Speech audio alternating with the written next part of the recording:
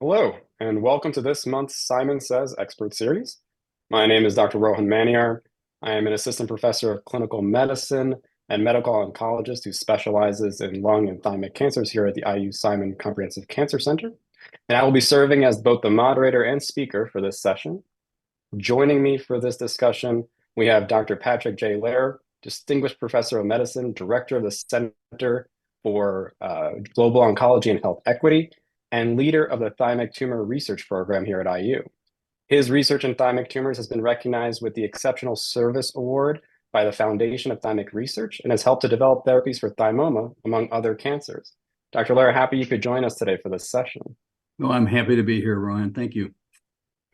So one of the most important parts of this program is our ability for our experts to address questions posed by the audience. We've received some fantastic questions already prior to the start of the session, which we'll try to address in our conversation. But we encourage everyone listening to post your questions in the chat, and we'll try to do our best to answer them time permitting. So with that, let's go ahead and get started. I want to start off with a very simple but a really important question for me. Thymic tumors are exceedingly rare, and we'll talk a little bit about that in more detail over the course of this session. But Dr. Lair, I wanted to get your sense of this, or I want to get your thoughts on this. How did you get started in this field of research, and what was happening around that time? Well, thanks. And so, yeah, this is like a lot of things in medicine, serendipity. When I was a medical student, I did a rotation down here at Indiana University, and I knew I wanted to come down here and do oncology with Larry Einhorn, who's still practicing here. When I went back and did my residency up in Chicago, one of the oncologists there was looking out for me, and he gave me this project. He had 3 patients with thymomas that had been treated with chemotherapy. And so I did the research and wrote this paper up. At the time, as I did this research, there had been no study done in thymomas at all prospectively. And so I came down here as a fellow, and because of the research, I said, listen, I'd really love to write a trial. Larry encouraged me to do this, and I wrote a trial of combination therapy. I think I was already an associate professor before this trial got completed because of the rarity. But as it goes in medicine, once you write up a paper, more people start calling, different doctors, patients, and then so over the years, we've done a number of different publications that have come out of here in our research, and that's just helped to spawn off an important career pathway for me. Fantastic. So maybe we can start by addressing some of the key basic information associated with thymic tumors. So what are they, and how do you sort of describe them to your patients and to colleagues alike? Sure. So when I see a patient with a thymoma, I usually just start from basics and basically get on the table the fact that most people have never even heard of the thymus gland, let alone the thymoma. And the thymus gland is a organ that's underneath the breastbone, and it's responsible for getting your immune system started. And once you get older, the thymus gland shrinks down. It still is in existence, and on very rare occasions you can get a tumor there. The most common is called the thymoma, and this tumor has a unique association with autoimmune disorders, in which I think you're going to talk a little bit about that a little bit later. A more serious form of thymic tumors is a thymic carcinoma. These tumors tend to be more aggressive and more advanced at presentation. And then sometimes we get what we call these neuroendocrine tumors, which are Steve Jobs had a neuroendocrine tumor of his pancreas, and these tend to be a little bit intermediate in its growth, and it also can be associated with some hormonal dysfunction. There's probably no more fascinating tumor in my mind than thymomas because of its slow growth, its unique spread. It likes to spread along the lining of the lung or the pleura. No other tumor does that. And it's about 30 to 40% of them are associated with these autoimmune disorders, and most commonly being a muscular disease called myasthenia gravis. But there's every autoimmune disease that has been reported has been seen in thymomas. You might actually. So I think, Rohan, I think if I'd like to throw this off to you a little bit, because you presented a few slides and can talk a little bit about how the thymus affects the immune system and particularly its relationship with autoimmune disorders. As an Yeah. intro, by the way, Rohan has come from Columbia University, and he's just a superstar here at Indiana University. He's working in thoracic malignancies, and he is one of our key translational researchers in our thymomic research program, and just a superb clinician and researcher. So tell us a little bit about the autoimmune disorders. Yeah, that's actually one of the parts of thymomas that, I think we both find fascinating, and one that initially drew me to the research when I arrived at IU. I still remember interviewing for my job, and we were walking past each other. You knew I was interviewing, and I remember you just like, you're like, "Hey, you interested in thymomas?" And I was like, "Sure, yeah, that sounds great." And it wasn't until later on that I started realizing kind of the overlap and the autoimmune disorders that we see in thymoma patients, and a lot of the lab work that I was doing at Columbia as a fellow. So I was looking at T cells, which are a type of immune cell that can, looking at T cells in terms of how they respond to cancers with immunotherapy, but also how they can cause some autoimmune phenomenon with immune checkpoint blockade. And so it kind of lended itself very nicely to this part of the work that we do in the Thymoma research program. I think we have some slides here. The first one, I'm not sure if it's been up before, but this gives you a sense of location of where the thymoma with a thymus gland sits, and you can see some specimens over there. But then as we kind of go into this, Dr. Lair mentioned the importance of the thymus gland in terms of educating the immune system, and very important in early age. And certainly as time goes on, the thymus gland sort of involutes or gets smaller and becomes less, what we think becomes less active in terms of immune education. But the primary goal of the thymus gland is really to educate T cells. And what it's doing is doing something called positive selection, where it's trying to identify the T cells that are appropriately able to identify foreign cells or foreign invaders, and ultimately attack it. And then the other part of the thymus gland is it's working on something called negative selection, which is trying to identify those T cells or immune cells that might attack yourself, and trying to get rid of them before they kind of graduate and go off into the bloodstream and to sit in your body. And ultimately, they're the primary response mechanism for infections and cancer.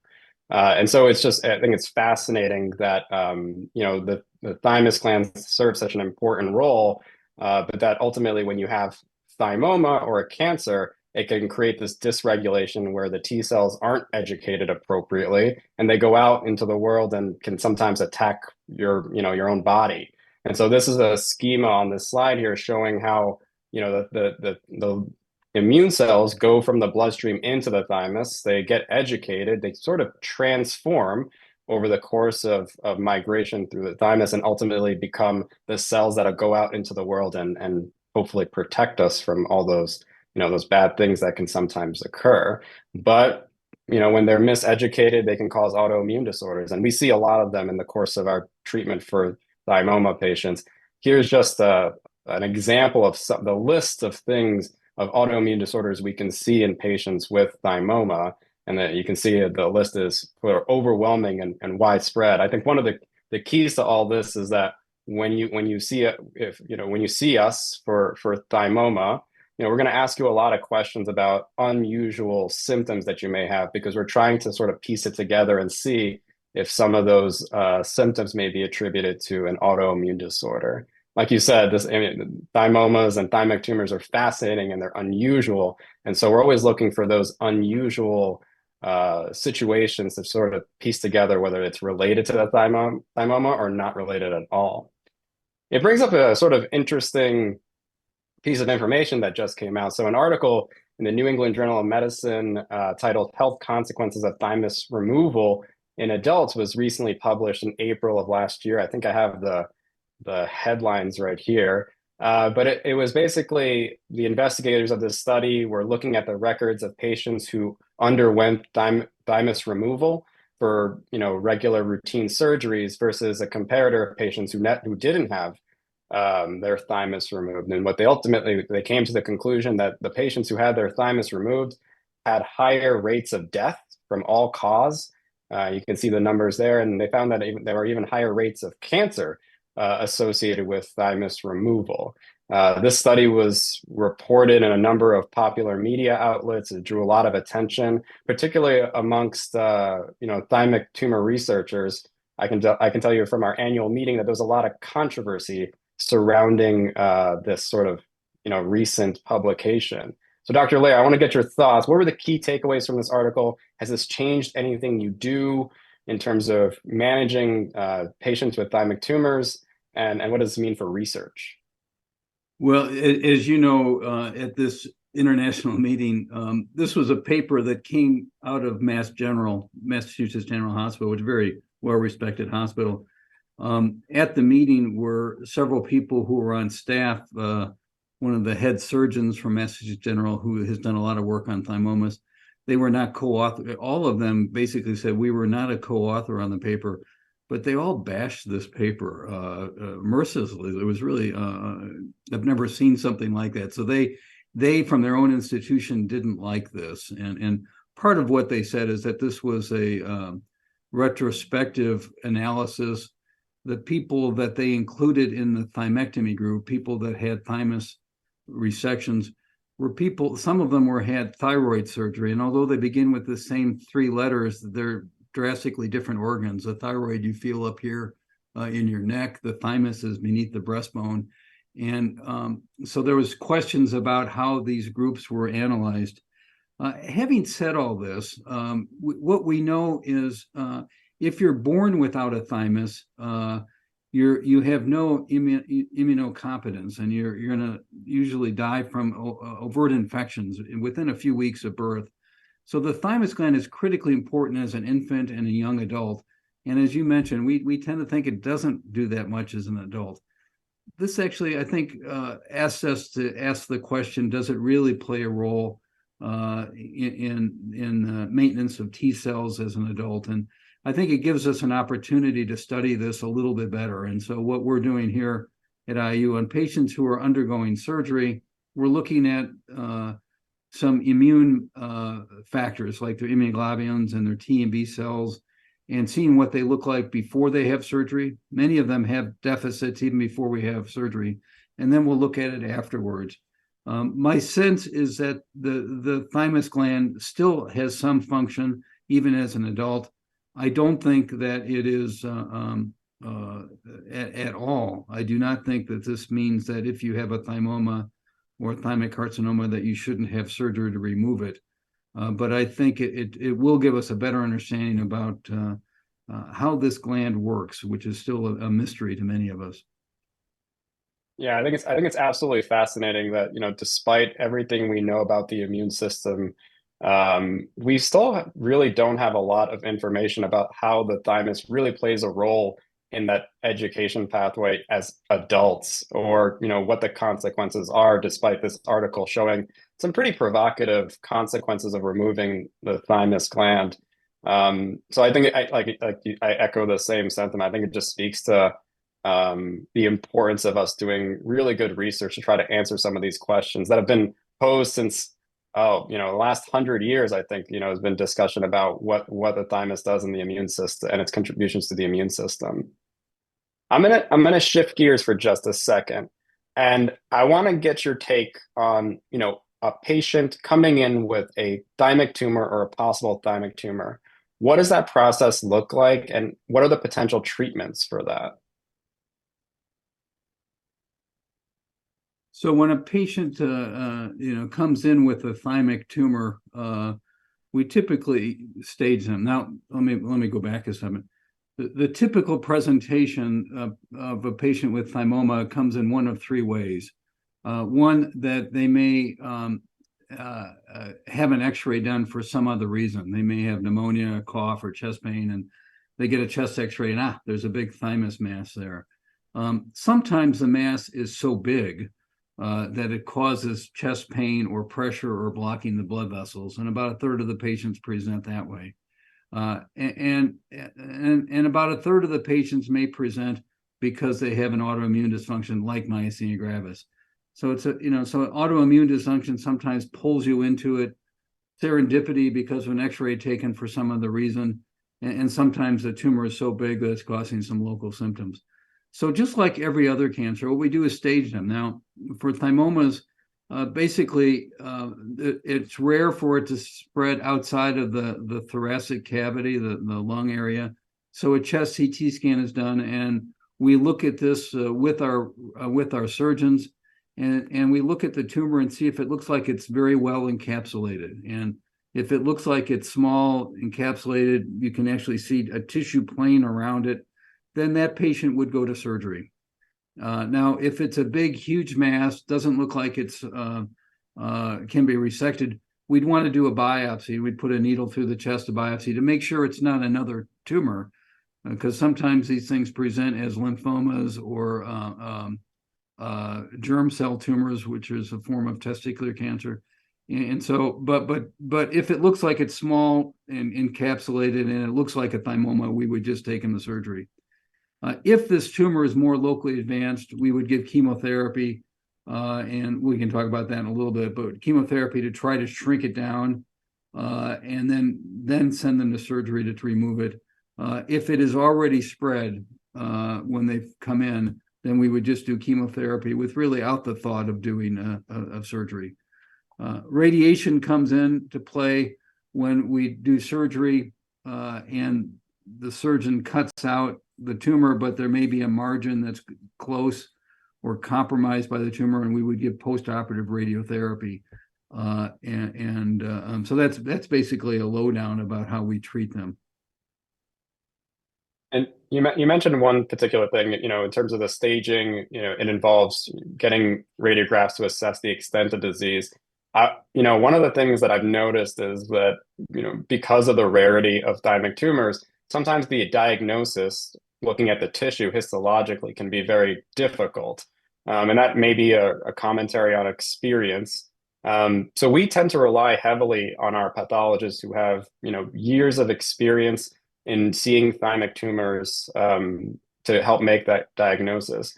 How does that work for you in terms of bringing all those people together to make the diagnosis and establish that plan? What does that look like in terms of coordination and logistics? Yeah, this is clearly a multidisciplinary disease. I'll talk about path in a second, but going back to the radiologic viewpoint, in younger people, well, as I mentioned before, the thymus gradually shrivels down as you get older and older. But if you have someone in the late teens and early 20s and 30s, the thymus gland is still there, and it's like a lymph node. And so in times of stress, your lymph nodes may get big. If you have a sore throat, your lymph nodes get bigger. It doesn't mean you have cancer. And sometimes patients come in with a CT scan that shows an enlarged thymus, and it really is just in hyperplasia, or it's just a little bit bigger than normal, and it doesn't mean they have cancer. And in those patients, again, based on the appearance on the CT scan, and we may just watch these patients for a while. And we've seen people with thyroid dysfunction, Graves' disease, or people who are pregnant, in which the thymus gland may be big, and as we follow them with time, it gradually shrivels down.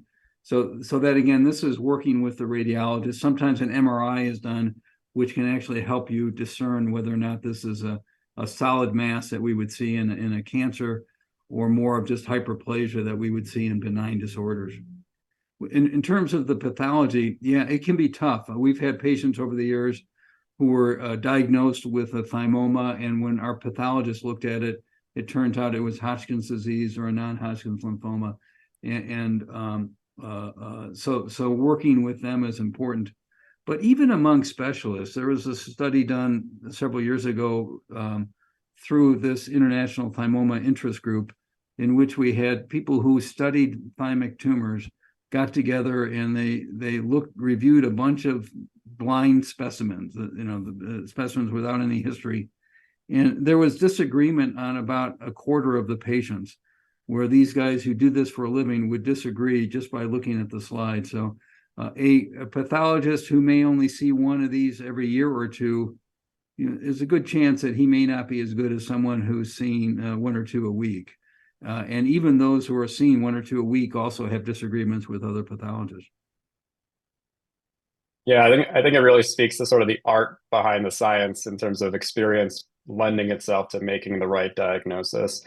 And certainly in some of these groups, with with pathologists from across the country, I've also seen them sort of disagree on some of the nuances of the disease and how they would classify it. So it just speaks to the importance of having, that experience to make a solid diagnosis.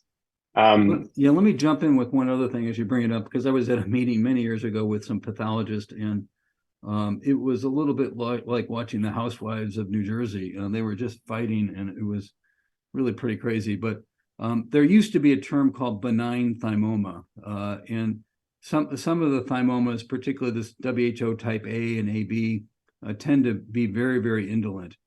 But it doesn't mean just because it's slow growing and indolent that it can't be fatal. And so we now consider all thymomas as cancers, even though a thymoma, that term sounds like lipoma, like a fatty tumor. It sounds like a benign tumor, but all thymomas are malignant. Obviously, all thymic carcinoma, because you have that word carcinoma, are malignant. This is something that, again, the inexperienced or the older pathologists may not make that clear. Yeah, and just to add to that, there always is that case of what you expect to be a more indolent thymoma based on their classification, ultimately become a little bit more aggressive than you expect. We've seen some of those indolent, what we describe as WHO type thymomas, really grow pretty quickly and ultimately spread to other areas of the body despite our expectations of something different. And I think it just, each case is a unique case, and each biology is unique. And so that, part of that experience that I think that I'm gaining, and you obviously have, is to sort of get a sense of when the biology doesn't fit with the diagnosis and try to ask that question again of, did we get that diagnosis right, or is something different? And I think having that multidisciplinary group of, our pathologists with Dr. Hector Mesa and our surgical team around, it becomes a question that we can, more often than not answer in a pretty significant way. Yeah, you mentioned one thing in the beginning when I asked you, how you got into the field, was the rarity of the tumor, and the readouts from some of these clinical trials takes years and years and years.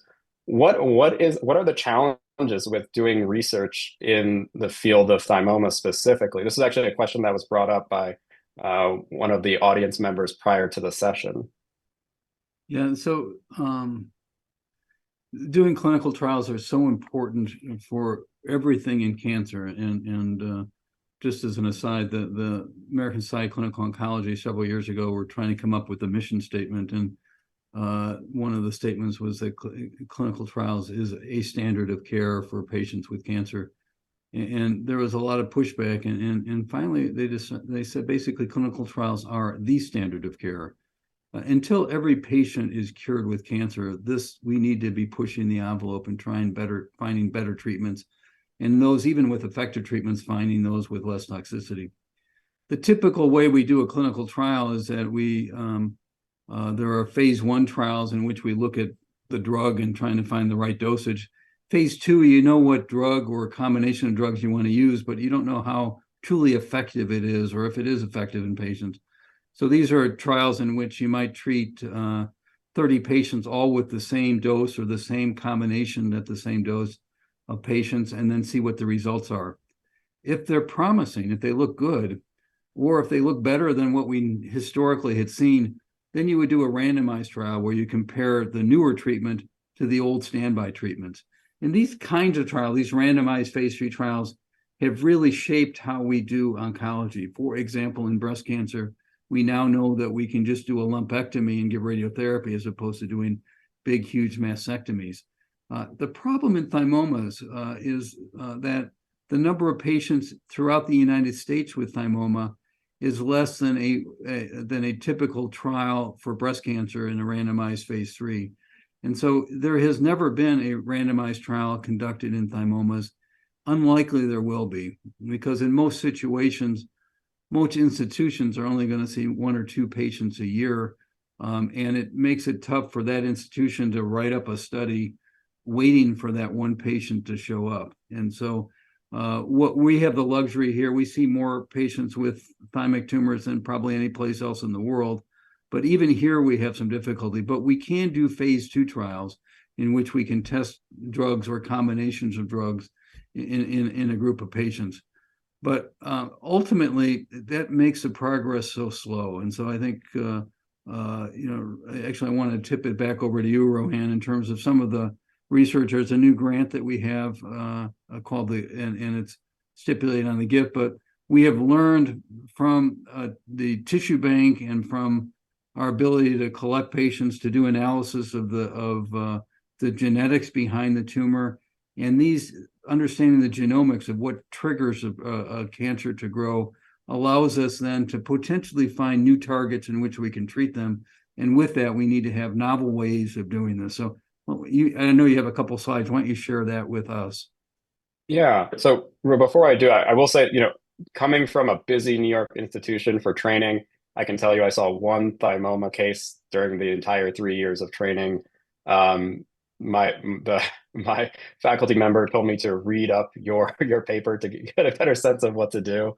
And so it's very different to be here at IU and see so many cases a week, when I think even amongst the busiest institutions, you're talking about 1 or 2 cases a year maximum.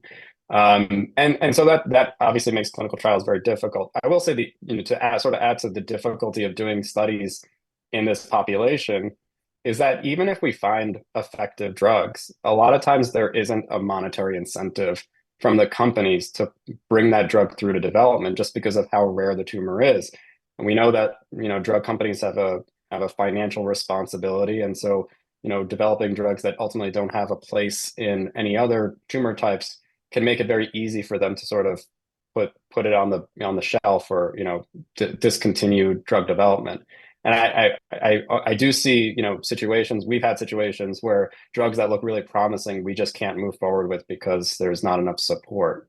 And so a lot of the research that we do tends to be supported by patients, their families, philanthropic groups, sort of coming together and helping to give us the opportunity to push the field forward. Because like you said, it's a slow go at making these advances when there are so few patients, and randomized clinical trials are just difficult to do. So, I think the challenges in this area are there, but I would also say that we've been able to still make great progress. We have a ways to go, but we've been able to make great progress over the years.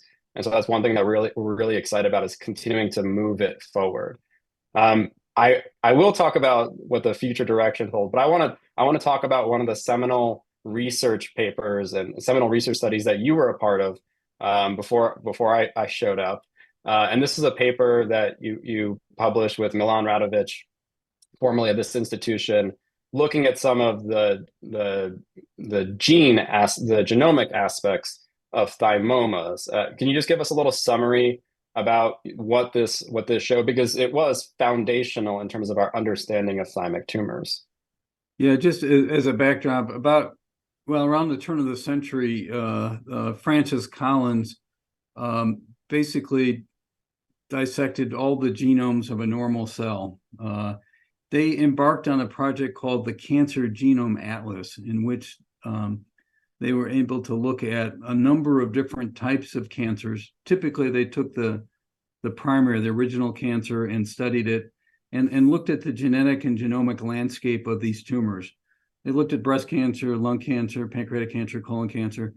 And one of the last projects that they were doing, they approached us about doing one on thymic tumors. And so, as you mentioned, Milan Radovic, who was here, helped spearhead this. This was an international effort. We had tumor that we had, that really what put it over the hump was that we had a lot of tumor that was banked in our tumor bank on thymomas that was started by donation, by philanthropy from a wonderful donor up in Chicago. And so over the years, we've been collecting blood and tissue. And with that, then we were able to put on this team, much like Oppenheimer, in which we had investigators all over the country doing different aspects of this treatment. And so you'll show some of the slides here. Yeah, so I think we can see here. Yeah. So this sort of highlights some of the findings from that TCGA project, looking at mutational burden amongst all adult tumors, and you can see the arrow speaking to thymic tumors. I think one of the hallmarks of this study was identifying particular mutations that are associated with certain classifications of thymomas, and the ability to sort of discern the type of thymoma or thymic carcinoma based on the mutation. So it became sort of a separate classification program that now has been replicated a couple times and has been expanded upon in subsequent studies over the last 5 years or so. Yeah, just to highlight real quickly is that all cancers have some form of mutation in their genes that cause a cancer. And of all the cancers that we study in adults, this is the one that has the lowest rates of mutation. And that speaks for the fact that this is typically a very slow-growing tumor, unlike many other cancers. This GTF2I, which is on the top there, this gene was found to be in type A and AB thymomas, not seen in any other cancer type. So it's a unique gene seen with this. And then the pathologists break down thymomas into various different World Health Organization subtypes. And as there's 6 of them that are shown here. And again, this disagreement among pathologists have shown there. But when we looked at the genomic profiles of them, we were able to actually have 4 separate groups. The one on the top right, the blue, of those 4 circles there, the top right one is thymic carcinoma. This was not put to scale. If the big one is Earth, these other ones are Venus and Mars. The one on the top right is really Pluto. The thymic carcinoma is distinctly different than the other types of thymomas. And what this did is look at primary tumors, and it gave us a view of some of the underpinnings of what's going on to cause these cancers. And just as a brief aside, Pluto is no longer a planet, as my kids remind me constantly. Oh, okay. It's still a dog, though, isn't it? It's still a dog, yes. Okay. We also identify that on Mickey Mouse. Yeah, so this is I think one of the starts of how we've gone into genomic interrogation of thymic tumors and tried to expand this as other cancers have expanded their use of newer technologies to understand mutations. So, part of what the future holds for us, and Dr. Larry, you had mentioned, like you had sort of alluded to, what are we doing as the next steps, is really using novel technologies to interrogate thymic tumors. And so we have a program that we've developed called Genomic Interrogation for Thymic Tumors, or the GIFT program, where we take samples, whether it's from surgeries or biopsies, and we do deep sequencing. This can be done either in the form of bulk sequencing, where we work very closely with Caris Life Sciences to do sort of bulk analysis. But we also do single cell analysis, which are sort of newer technologies over the last couple of years that are evolving very rapidly. And one where we hope to really understand the genetic underpinnings of these tumors for the purposes of identifying drugs that we may be able to use in the future. And the other aspect of this program, and one that I think is probably the most important in terms of drug development, is taking the tumors and actually being able to place drugs in them and see if the drugs can kill tumor. And the ways we do that is we create a cell line. So we take the cells, we put them on a petri dish, and then we just try to grow them out. And then we expose them to different drugs and see if we can kill the tumor.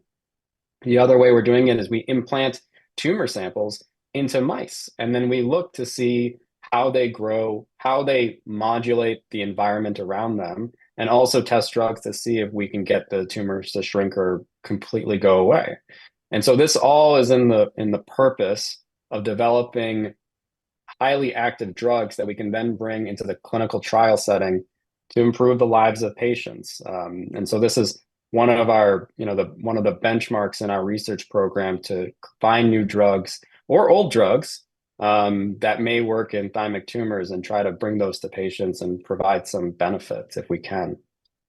Aside from that, I think these are some of the major research program points that we're trying to develop. And it really is a testament to our patients and their families for being able to be a part of this research program and help us to identify effective drugs.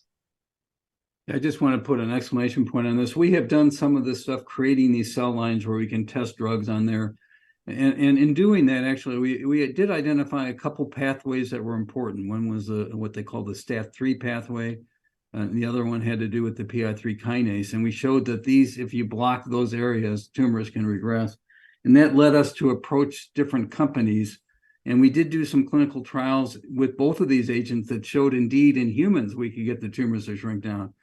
But as you said, Rohan, alas, these companies abandoned these drugs because they didn't work in the common tumors of breast cancer and colon and lung cancer. And so I think one of our strategies is to see if we can find existing drugs and repurpose them to be able to use them, because I think trying to get them to have a completely novel drug in this tumor is probably not economically feasible for the companies. Yeah, it certainly is an uphill battle in trying to push development in this area, but we certainly try a bunch. Yeah. Okay. Well, I think at this point in time, we'll go to the chat and see if we can address any questions that may have come up. And I see we have a couple. So let me start with some questions. Are there any trials or treatments available or in development that show the most potential for thymic carcinoma? I'll let you go first, and then I can add as well. Yeah, we are. Although it's temporarily on hold, doing a trial with Ohio State University looking at immunotherapy plus sunitinib, which is another oral drug. There is one of my colleagues at the National Cancer Institute is also doing several innovative trials that include that. Now, immunotherapy you see on the news all the time for all Keytruda and all over the place.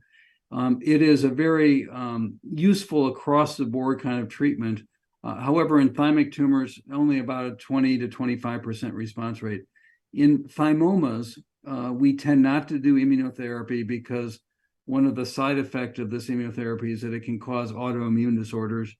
And as Rohan talked at the top of the hour, this is already teed up to be developing autoimmune diseases. So we have to look at other kinds of therapies for that. So we're excited about those trials. We are hope to be developing a CAR T cell where we will have specific targets against antigens or proteins that are on the cell, so that it would minimize this autoimmune problem, but allow the immune system to attack the cells. Yeah, actually, that was our second question. So, the question was immunotherapy and thymoma, particularly with patients who don't have autoimmune disorders. And some of the studies before have shown that even patients who didn't have a pre-existing autoimmune disorder with their thymoma still developed very severe autoimmune dysfunction at very high rates compared to other types of cancer. And so, for patients with thymoma outside of a clinical trial, we do not recommend immunotherapy. As Dr. Lara mentioned, the science and the technology need to be better. It's not that immunotherapy doesn't have a place for thymoma, is we have to be very specific about the cells that we're activating, the cells that we're targeting, and how do we mitigate some of those risks of autoimmunity. That doesn't come from clinical trials necessarily. That comes from good bench and translational research, meaning our ability to do what I described in the GIFT program and in other avenues, that's what's going to help us identify how we mitigate toxicity with these drugs. And so it's really important that we build clinical trials around really sound science. And so, doing all those things, a CAR T, antibody drug conjugates, where we take drugs and we attach them to a linker to try to bring them to the cancer more so than any other parts of the body. I like to describe it as a precision guided missile rather than a bomb. These are all new technologies that are advancing over the last 5 to 10 years, and we want to bring those into the world of thymoma too. I'm going to skip to some other questions. So, how do thymomas compare to thymic carcinomas? What is the difference? Dr. Lair, I'll start with you. What I tell patients is that a thymoma is like a chocolate chip cookie in which The chocolate chips are the cancer, but it's surrounded by the sugar cookie, which are lymphocytes that are not cancerous. And a thymic carcinoma is more like a brownie. It's just pure cancer. So underneath the microscope, you can tell the difference. Thymomas tend to be much more behaved. They tend to grow slower. It's like me in a track meet. Whereas the thymic carcinoma is more like Usain Bolt, where it tends to grow faster. And when you look at it, they've already tended to already spread someplace else. About 2/3 of the patients with thymoma have an encapsulated early stage tumor. About 2/3 of thymic carcinomas have tumors that have spread. Perfect. And so this is a interesting question regarding autoimmune disorders. At what percentage would you estimate thymomas being the primary underlying cause? I'll take a stab at this because I think autoimmune disorders and autoimmunity is a very broad phenomenon. And so to attribute it to an underlying thymoma, I think probably is much less likely. But alternatively, when someone has something like myasthenia gravis, the probability of a thymoma then is much more significant than any other autoimmune disorder. But like Dr. Laird had said, that we typically see autoimmune disorders in patients who have thymoma. We see autoimmune disorders in anywhere from 30 to even 44, 50% of patients. A lot of the times they can be subclinical, meaning they just don't get diagnosed. They could just be missed in general, or they're just not associated together. The other interesting part of that is, when we treat the thymoma, it doesn't guarantee that the autoimmune disorder gets better. In fact, there's a small percentage of patients where the immune disorder persists despite definitive treatment for the thymoma. And autoimmune disorders can occur at any time. So Dr. Lair had mentioned that we sometimes get the diagnosis of thymoma because of an autoimmune disorder, but there are times that even after treatment, a late autoimmune disorder can develop that we attribute to the thymoma. So it's really about being vigilant for these unusual situations. Does that sound about right, Dr. Lair? Yeah, I was going to say, so yeah, there's probably about 600 cases of thymoma in the United States a year, and maybe about 400 thymic carcinomas. And if you think about Indiana alone, I don't know, there's 3 million people in Indiana alone. So you can't screen for thymomas with any kind of usefulness. There are a couple of autoimmune diseases that we think of, myasthenia gravis being one of them. There's another one called pure red cell aplasia, where you have the severe anemia. And perhaps if you have low gamma globulin, there's a thing called Good syndrome. These are the 3 autoimmune disorders that are closely linked with thymomas. So if you have this, it's reasonable to double check a chest CT scan to see if there's anything going on. But if you have lupus, if you have pemphigus, if you have rheumatoid arthritis, you don't think about thymoma as being the cause of it. You may stumble into it, but that's not one of the things you would screen for. I think we have one last question from the audience. I have myasthenia gravis, and I had the thymus and large cysts removed. Both were non-cancerous. How will this affect my future health? And I think that goes back to what we just talked about now, but also from the New England Journal study. So I'll let you take that one, and I can add. Yeah, so a study was done several years ago that looked at patients with myasthenia gravis. Now, most of the patients with myasthenia gravis don't have a thymoma. So about 15% of patients with myasthenia gravis will have a thymoma.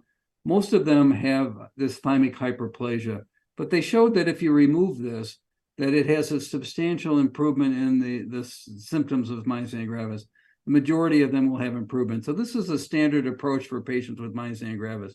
We don't really know what the impact of removing the thymus is on someone as an adult.